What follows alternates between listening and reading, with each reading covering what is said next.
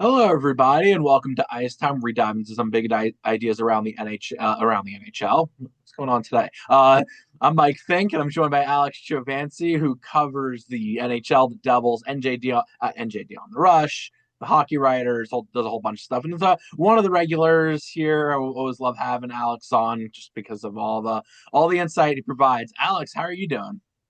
Pretty good. It's a bit of a newsy day in the NHL, so plenty to talk about. It has been a newsy day. It's interesting. We're recording this Wednesday afternoon, and I was thinking we'll do the second round whip around. This is what I like to do around this time of year: is whip around the NHL, the playoff teams, the playoff games, and I like getting a little more busy with the podcast because it's the playoffs. This is the time that you want to be talking about all these games, and I do want to talk about these games, but at the same time, this morning we get the big news, and we'll start with this. We'll start with the Maple Leafs are fire Craig Berube, and you look at this whole thing, and it's interesting because Berube's out. They have the number one pick, and they're getting a new coach now, and obviously this is suddenly a good spot, I think, for a lot of head coaches. I there's been a ton of reaction already to this, as you'd expect. The Maple Leafs firing a head coach at this time of year, and the first thing I think about with this, and I want to get your thoughts on it, is if I were to say any other team, like just throw out a random team or make up a team, just to say there was a team like the Arizona Coyotes, I don't know, but say there's a team and they fire a head coach, they bring in a new GM, and then they fire their head coach right afterwards, where they start from scratch. You probably would say that's actually the smart thing to do. I know a lot of teams like to say we want to use our bullets, or a lot of the thought process with GMs is let's use our bullet where we don't bring in a new head coach right away. Let's wait a year. I'm of the opinion that you actually should do this right away. This is the smart move to do, where you put your coach and GM on the same timeline. You're not, especially if you are rebuilding, you're not putting a prospect or a young player through multiple coaches. We saw it happen with a team like Edmonton when they did that, or even a team like the Devils or Chicago. When you put a great player through multiple coaches, multiple systems, it really messes up their development. I think this is the right move to do. Except for all of a sudden, you put the Maple Leafs tag on it, you put John Chaika's name on it, and you put getting rid of Craig Berube, and people think, okay, this is a mess and it's getting worse. And that's really the first thought I have on this whole thing. And not the first thought, but this is something that's really permeating from this decision. Is that because the Maple Leafs did this, we're thinking, okay, this is a mess. This is a disaster. This whole thing's getting worse. There's some teams, the way they operate is when they make a trade like where they get 3 first-round picks, we'll say, oh, they should have gotten 4 for this player. But anyway, your thoughts so far on that, and then in general on the firing. I think it was the right move for the Maple Leafs. I'm not all that surprised by it. I kind of figured John Chayka was going to want to go in a different direction. And you just look at the season the Maple Leafs had. They were not any good. I mean, there's a reason they have the first overall pick. It's because they were bad enough to be in a position to win the lottery. So, and I think Berube, I mean, I don't think he's a terrible coach, but I don't think he's particularly great either. I think he kind of lives off that 2019 Stanley Cup run quite a bit. But if you look at his results since then, he hasn't done particularly well as a head coach. And I think the Leafs just needed someone to give him a little bit of a fresh voice, some new ideas, probably play a more offensive oriented style of hockey going forward to get the best out of their players. So I'm not that surprised that they made the move. I think it was pretty easy to see the writing on the wall. If you look at like some of the Maple Leafs 5-on-5 numbers this year, they were a really terrible team. Expected goals were all terrible, and all their numbers have gotten a lot worse since Sheldon Keefe departed for the Devils compared to Berube. So I think it was the right move. It's going to be interesting to see who they bring in. I don't really think Bruce Cassidy is going to be up for that job, but if you look at what Edmonton right now, there's rumors that Chris Knoblauch could get fired as early as today. Would that be someone that the Maple Leafs go over? It'd be interesting to see what kind of path they decide to go when it comes for a new head coach. Yeah, and I think it's interesting because they're bringing a new head coach, and you knew this move was going to happen eventually. I think so. Like, get it done now. I think where it's you knew that eventually John Shaco wants to bring in his guy. Every GM, it's always the same story. as much as they, even with the Islanders last year, where everyone's thinking Patrick Waugh and Matthew Darsh are on the same page and they get along well, they probably did, but eventually Darsh wants to make his hire, bring in his guy who really aligns with what he wants to do, and he brought in Pete DeBoer. It the other parts of this, and you mentioned Knobloch, who might be fired by today because the report that they wanted to replace him already with Bruce Cassidy, and maybe they make that change, or maybe Bruce Cassidy actually does go to Toronto of because they because they the Golden Knights blocked him to the Pacific Division teams, which is a interesting part to this whole thing because they can, and you rarely see that. But that's one of those. It's one of those things that yeah, wow. On a side note, the Golden Knights doing that's one of those things that nobody really think. I'm sure it happens, but nobody really thought of it. So nobody really does it. Where it's like we're gonna block a head coach from beating up on our rivals, and he's under contract, so they kind of can. It's like the person that goes to Costco and takes all the free samples and eats them after lunch. Like it really feels that way. We're like, no, nobody said, hey, don't do that. So they just go and do it. But one more follow up on this whole thing is that on Monday, when I actually was talking to Ted Starkey on the previous episode, check that out, I said, why is the head coaching thing stalled? And are we waiting for a shoe to drop? Is this sort of the shoe to drop where now that Berube is gone, maybe Chris Knobloch goes to Edmonton, all of a sudden we're going to see all these spots open up, these head coaching spots, or teams are going to start firing their head coaches, knowing like Berube's on the board, Bruce Cassidy's on the board, Chris Knobloch might be on the board. All these big names that all of a sudden we're going to see a coaching carousel, which should have happened by now, but hasn't happened yet. Yeah, I could see a little bit of a domino effect taking place. Like I look at the Devils and Sheldon Keefe as well. There hasn't been any clarity on his status moving forward. They haven't announced that he's returning, and obviously he's still employed. No, they haven't said anything about him being fired. I'm also looking at Nashville. I mean, they still need, I don't know what's taking so long in their GM search, but I would have to figure once they hire a GM that they're going to make a decision on Andrew Burnett. And is that another job that opens up? Same thing with Vancouver. When they make their GM hiring, it sounds like it's going to be the Sedins and Ryan Johnson over there. Does Adam Foote stay beyond the 1 year he was their coach? So it was later than usual for sure. By this time in the offseason, it feels like you already have a pretty good idea of where the head coaching openings are going to be and where they aren't. But right now, it doesn't really feel like that. It feels like we're still going to get there's still at least some room for some more head coaching firings, and it could be a little bit of a later head coaching carousel than we're used to seeing. And that could make for another interesting twist in this offseason. So it'll be interesting to see what happens. And the part you mentioned about the GM openings, the GMs still have to be hired, is I think the fascinating part to this whole thing because we haven't seen an offseason really where so many GM spots are open at once.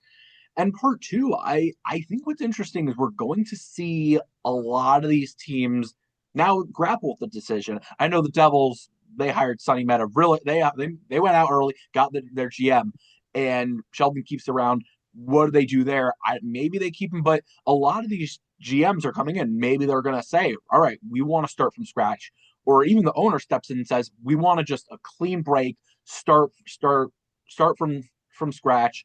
And like you look at Vancouver, I know they liked Adam Foote originally, and he was one of their guys. But to say, all right, we're rebuilding now, let's just go completely from scratch there.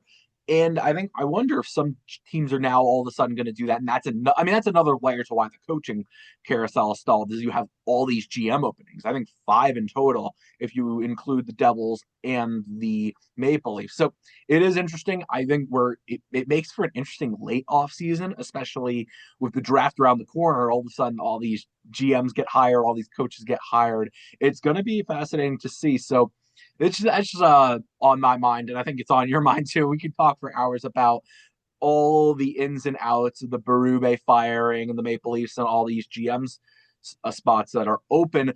But I guess let's turn the page to the teams that are in the playoffs and the teams that are in right now, and let's start out west. The game that actually I would say just ended, but the most recent game that was played. I know we're recording this Wednesday, so by the time you listen to this, another game will be played probably. But the Vegas Golden Knights, they win game 5 in overtime Pavel Dorofeyev scores the game-winning goal, and they take a 3-2 series lead against the Ducks.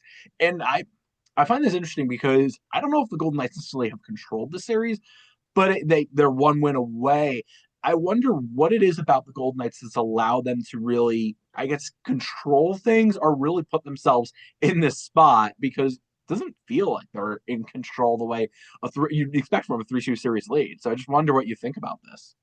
Yeah, I mean, I think it's been maybe not the most interesting series, but it's up there, and for at least for the second round. Yeah, it does. The Ducks have been. I can't say that I dislike the way the Ducks are playing. I feel like they have controlled the shots and chances for a large part of this series, but they're just not getting timely scoring. I just kind of really think that's the biggest difference. Is Dorofeyev? He's got an amazing shot. He scored what, 2 goals last night, right? So.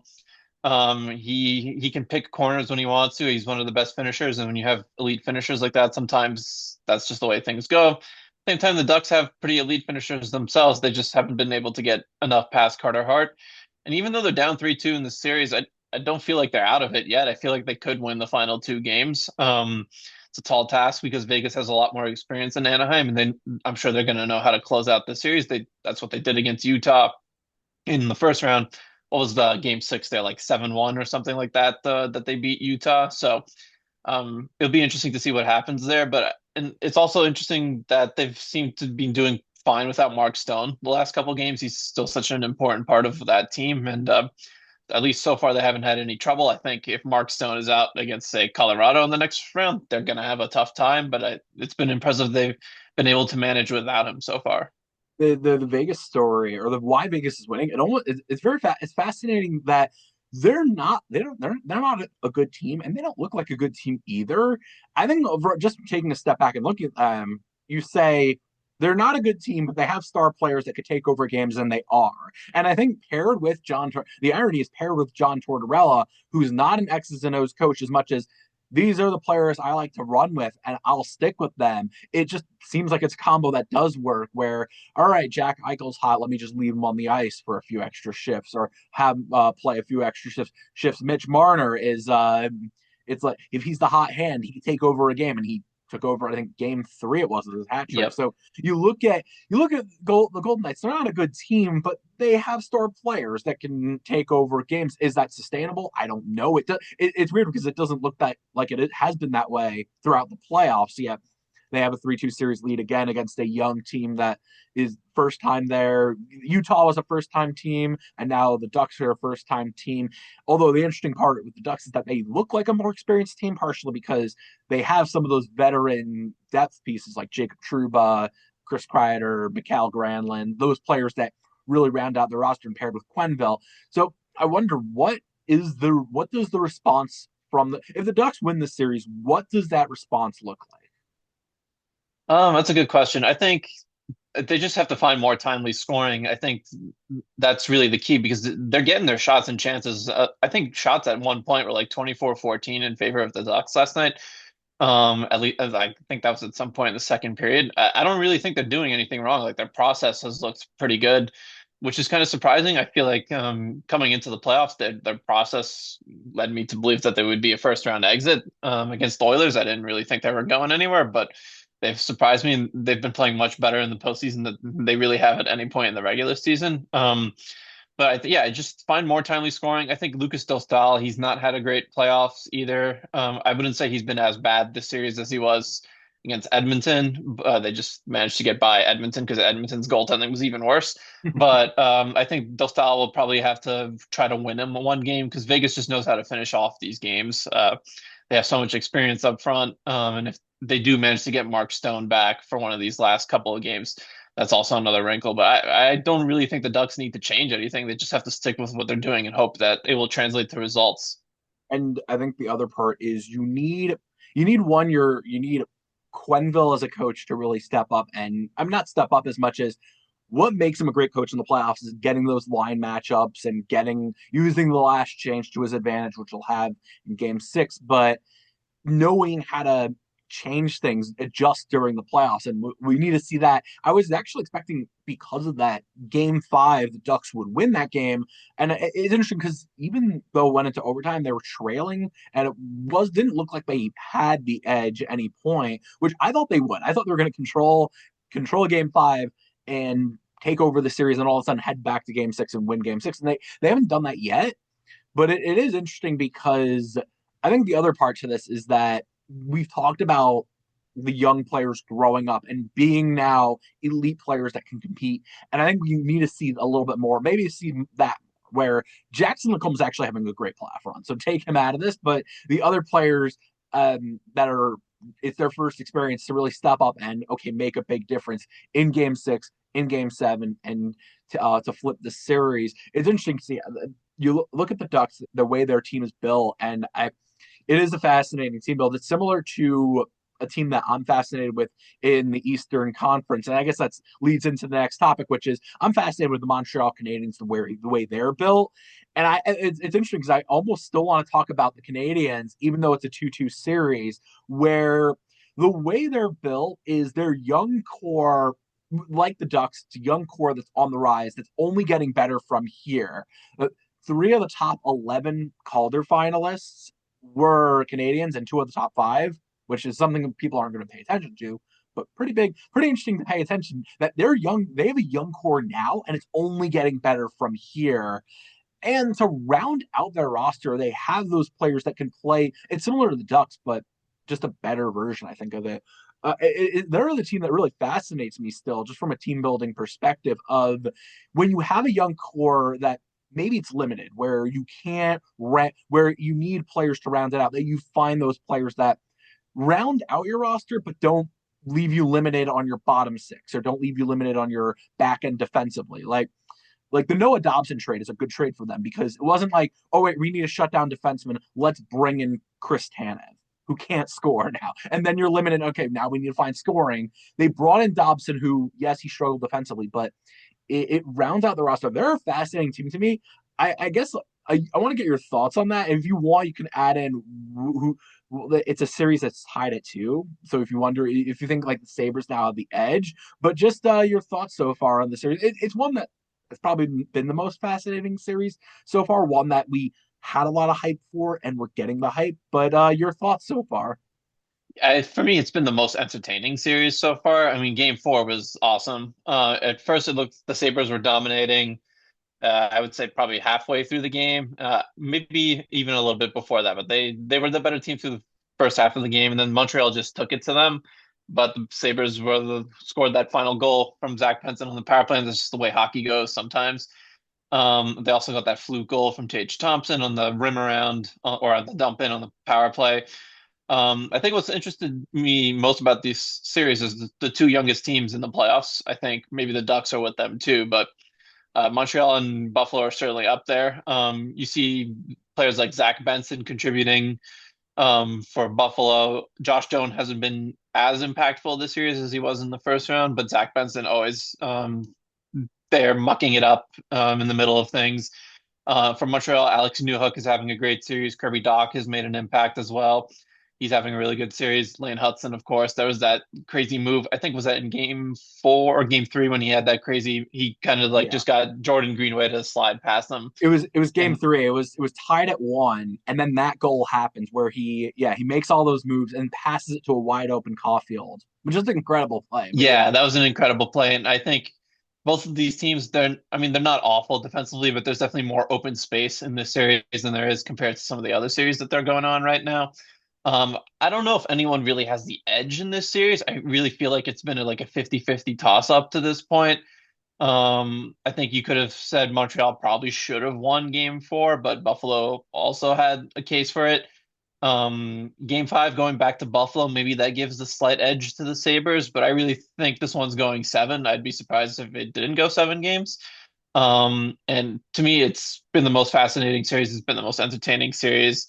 I think we deserve 7 games from it because it's been that compelling to me. But I don't think anyone has an edge right now. I think it's been I mean, without question, I think it's been the closest series, even more so than the Golden Knights and the Ducks. it has been the closest. It's been the most. Yeah, it's been the most fun series. And it's interesting. You mentioned that these two teams are young and on the rise. I want to take a step back and ask you about that, which is how much are you going to read into this series and say, oh, I think a classic take from this series is that the future is now. The young teams that are on the rise, it's the passing of the torch. They're going to replace all these older teams.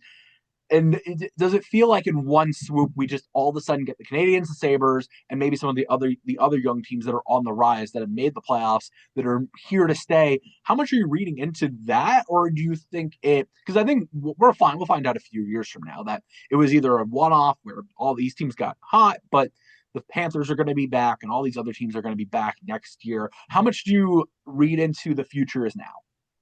Yeah, I definitely think there is a little bit of a changing of the guard. There's actually something I was thinking about writing about for the hockey writers, maybe after the second series is over. That way we have a little more clarity on who advances and stuff. Like, I think for a team like Montreal, I definitely don't think they're going anywhere. They've built so well through the draft, and they've made some great acquisitions through trades and free agency, such as Newhook. And even though Doc has had a lot of injuries from Montreal, when he plays, he hasn't been terrible. He's been pretty impactful for them. Buffalo, I mean, I mean, based on what they have on their roster and their age, you would think they're here to stay, but they had 15 years of not being great, so who knows what happens next season. I'm not knock on wood that they're here to stay because I think they're a really fun and entertaining team to watch, but we'll see on them. In the West, I think Utah's on the cusp of getting there, but wouldn't shock me if they maybe take a step back before taking another big step forward. I think Anaheim is probably here to stay too. But even teams that got eliminated in the first round, what was there, like 8 new teams in the playoffs this year compared to last year or something like that? So I definitely think we're in a little bit of a changing of the guard. Teams like Boston, I think, who made the playoffs, I don't really think they're here to stick around as of now. I think Boston kind of had a little bit of a fluky season. I think you could say the same for the Penguins and maybe the Flyers as well. But I definitely think there is some sort of changing of the guards, just like you said. I don't know. It'd probably take 2 to 3 years for us to really know. If these teams can stick around in the playoffs for the next couple of years, then yeah, we'll look back at the season as being like, well, yeah, there was a changing of the guard. And we're some of the teams that had a bunch of glory, like the Tampa Bay Lightning and the Florida Panthers, maybe their windows are closing while the teams are opening. I think yeah, I was actually counting my head. How many new teams made the playoffs? I believe it's seven, where Yeah, you it have was around four. 7 or 8 or something like Yeah, that. yeah, because there were four in the Eastern Conference, and then there was Utah, the the Ducks, and what's the name? The wild card team. Not no, Utah wasn't one of the wild card teams. So it was the Ducks. So it was Yeah, I'm trying to wow. think of No, who no, else it made was the so maybe it playoffs. was six then. But either way, what was I saying? What? But yeah, the question is going to be. I think with some of these teams, some of these teams it looks like they're here to stay, and I think we look at the Ducks. I actually am more confident they're here to stay. I look at the Canadians. I'm more confident they're going to stay. The Canadians because not just with their young group, but some of the young core is in the net with goaltending there. And Yeah, the that's Ducks a the good same point. way. Like as much as Dostal's been rocky, where it's up and down and hasn't been great, he's a good young goaltender and he'll be there for years to come. And we're not and you talk about some of these young teams that are potentially passing the torch. The Sharks didn't make the playoffs, but they're potentially another team that Hmm. people are going to be watching out for. That are they on the rise? And it might slowly be happening. It might happen where you'll have these teams that have these years where they take a step back and then they take a step forward. Pittsburgh, for example, they might take a step back next year, but all of a sudden they're back in it because they have a young core that's on the rise. And it is fascinating with all that.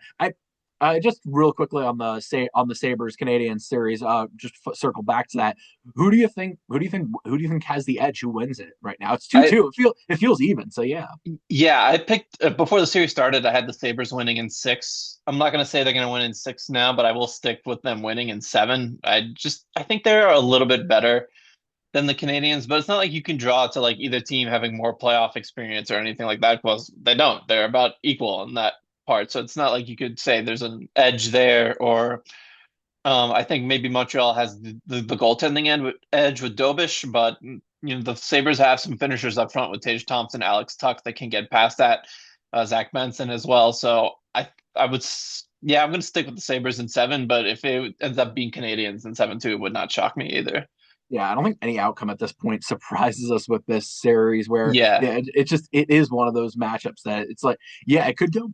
I mean, I think with Tampa Montreal, I thought the same way, where it's just I this could go seven and it did, but either team could win. I wouldn't, as much people thought that the Lightning were the more experienced team. It's one of those that really is a toss up. Like I don't think I made a prediction on it because I was like any team can win. And the same thing with the Canadians and the Sabres. And it's interesting because the other series that looked like a toss up coming in, or looked like the Stanley Cup preview, was the Avalanche Wild, and the Avalanche have a 3-1 series lead. And by the time you listen to this, they might have already won this series in five, or Hmm. we're going to a game six, just because that's how podcasting in general works with the playoffs. It's just a general inside baseball aside is that you record a podcast and then by the time it's up, the game's already happened and a lot of your takes age poorly. But for now, the Avalanche have a 3-1 series lead over the Wild, and it's interesting because I look at this series and it's the most skilled series. You're seeing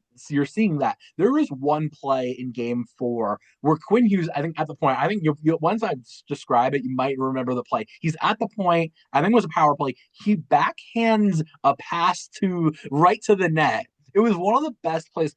I know Lane Hudson had that great play in Game 3 against the Sabres, but that play from Quinn Hughes, I was like, that is the most one of the most skilled plays. Just everything that went into that, just such a great play and so cool to see. And Was they that the still one where lose. he set up Nico Sturm for the goal? I think so. I think so. Where it's in Game 4 was like a power play. I think it tied the game at 2. Yeah, that was the goal to Nico Sturm. Yeah, that pass was ridiculous. When I was watching it, I was like, "There's only a couple of defensemen who could make that pass."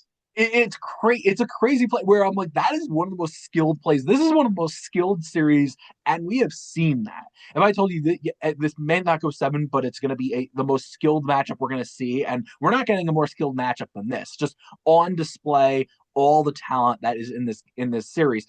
And in a way, that play tied the game. It was incredible, and the Wild still lose. And I feel like in some ways that almost embodies what's going on with the Wild, or what's the shortcomings of the Wild, which is they're a great team. They have a lot of skill. They're an exciting team to watch, but they're not a complete team, and they don't have centers. They don't have depth, which they never. I mean, I know they got some not checkers, but some fourth liners to really round out that fourth line, but they're not a team that runs four lines that you feel confident in. They're not a team that runs three defense pairings. Case in point, Brock Faber and Quinn Hughes are playing 30 minutes a game.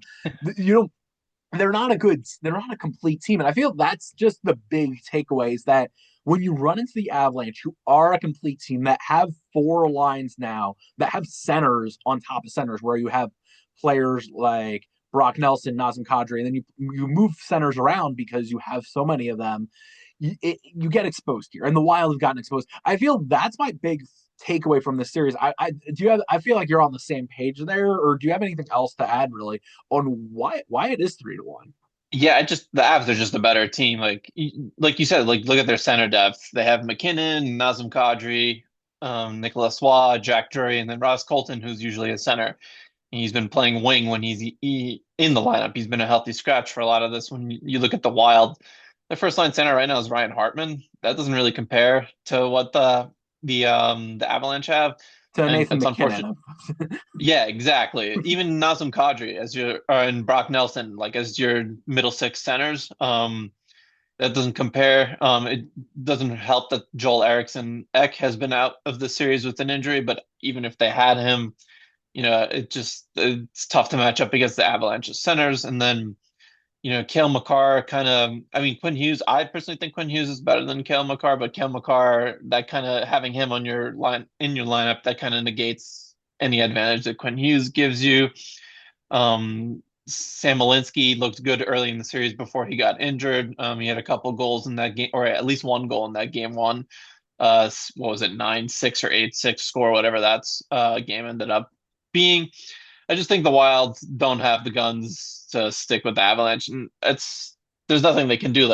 I thought what was a game three, that was a really good effort from the Wild, and they gave it their best, but to do that every night against this Avalanche team and try to now they have to win three games in a row just to advance. It's going to be difficult for them. The Avalanche were the best team in the regular season for a reason, and they still very much have looked like it during the postseason, except for what was it, Game 3 against the Wild. Yeah, you mentioned that there's not much that they could do. Well, it's really you should look in hindsight. Could have made a trade to get a center, and I know there's Yeah, some trades you wonder would it have paid off, whether it was Elias Pettersson or Vincent Trocheck. Just throwing out those centers just off the top of my head, but like anyway, making a risky move to get a center to try to fix that need, but they never did. And I know they went all in with Hughes, but they didn't really go all in. And now it's interesting because if they're eliminated, what do they do? I think you look at them, they needed elite goaltending and they never got it. And I think that's another theme. I know this is almost like a tying a loose ends theme in this playoffs, that goaltending hasn't been good. There hasn't been an elite goaltender really in the playoffs. And I wonder, with that in mind, like, does that change the way, one, you perceive the playoffs, and two, how teams manage the position now, how teams moving forward use their goaltending? yeah. I mean, it's kind of like how you use your goaltenders in the regular season. There are just no goalies who play 65, 70 games anymore. So to expect someone to do that throughout the playoffs, start every game for what, 2 months if you make it all the way to the Stanley Cup final. I just don't think it's realistic any at this point. I mean, just look at the Avalanche. They went from Scott Wedgwood to Mackenzie Blackwood for Game 4, and now they're probably going to stick with Mackenzie Blackwood because he looked pretty good in Game 4.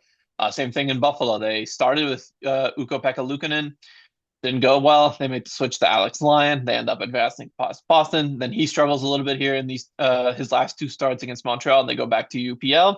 He plays really well after giving up a couple of soft goals in Game 4. So they're probably going to stick with UPL moving forward now. I think the only goalies that have played all their games so far were Dan Vladar, who was eliminated, and Freddie Anderson. And I think Dostal started every game. I know Ville Husso has Well, gotten some there's been playing a time few there, but actually, because it's also Carter Hart has started, I think, all of his oh, games. And I true, think yes, Carter Hart, also yeah, Dobesh has as well. But I think one right, of the things that I think about is that, to your point, like, having a goaltending duo matters more, having a great goaltending combo. And it might be interesting is that the Canadians might eventually have to turn to Fowler if Dobesh struggles or if he's wearing down. Having a duo matters more than having a number one. yeah, for sure. And I think that's the way most teams build their goaltending out now. Like if you look at Scott Wedgwood and Mackenzie Blackwood, that's like basically a 1A, 1B situation. Buffalo's a little different. Alex Lyon's like one of those type of goalies where he just, if you need him to go on a heater for 5 games, he can do it for some reason. But like if you need to start him 10, 15 games, he's probably going to have a letdown at some point. But yeah, it's just the way goaltend teams build their goaltending now. You have a duo, and very rarely do you rely on one guy for a large percentage of your games now. The position is just too difficult to play where you're leaning on a guy every other night at this point. So it doesn't really change the way I think of the playoffs or anything like that. I think it's just an interesting new wrinkle, and that's just the way it's going to be moving forward. I don't see us going back to that kind of style.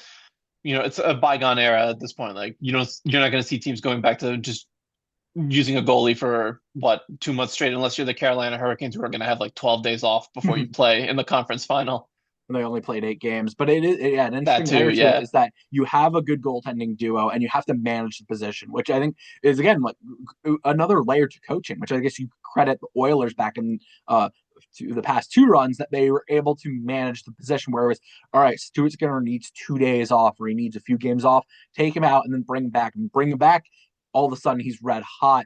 And a lot of teams, it's an interesting layer to goaltending, is that you have to manage the position now. And I think it's actually interesting is that that's really a goaltending coach's decision. And Yeah. one of the things I thought about is, that meme or that picture of the person standing up in the courtroom saying like, I believe in this or something, or it's basically like the people make the meme that like they've used. I wanted to make that, but by saying like, I believe goaltending coaches should be available after games just as much as coaches are, so that we could talk to the goaltending coach about the goaltender. Because then instead, like every time they ask the coach about the goaltender, the coach is like, "Yeah, he played well, or he made some saves, or he didn't make saves, he played bad." But it's like goaltending coach will be like, he saw it, like the positioning and all that other stuff. They could tell you all the more details about them. But I digress. We're running a little low on time, so I actually just quickly want to throw this over to you, this thought, and then while you're at it, any quick plugs. But I wanted to know if because we're talking about the other teams, the young teams on the rise,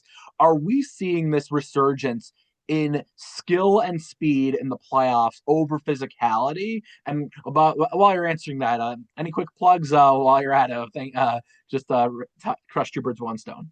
Yeah, I'll take care of that in a second. I think in the playoffs, and Sonny Meta mentioned this when the Devils hired him. Like, there's no one way to win the Stanley Cup. Like, everybody has their own unique way. Like the Panthers had their own way. The Lightning had their own way. The Avalanche were like a small, not smaller, but they were a more rush-based team when they won in 2022. And if they win this year, that's how they're going to look again. But I do think you're seeing like a little bit of a shift to smaller, skilled players. Like you look at the playoffs that Logan Stankoven's had for Carolina. I've mentioned Zach Benson a bunch here too.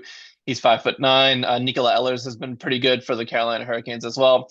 I just think these things usually trend to change year to year, and that's just how things go. But it is nice to see. I think there was a little bit of too much of emphasis on the heavy skill part because of how the Panthers have won the last couple of years, but it does change all the time. Like the Blackhawks and Penguins when they were winning Stanley Cups back, 10, 15 years ago, they did it their own way and they were generally smaller, more skilled teams. So as far as plugs going, today I wrote about Simon Nemec for my Substack and how the Devils probably should trade him. It's a little bit of a controversial topic among Devils fans, but they need scoring help, and he is one of their best trade assets.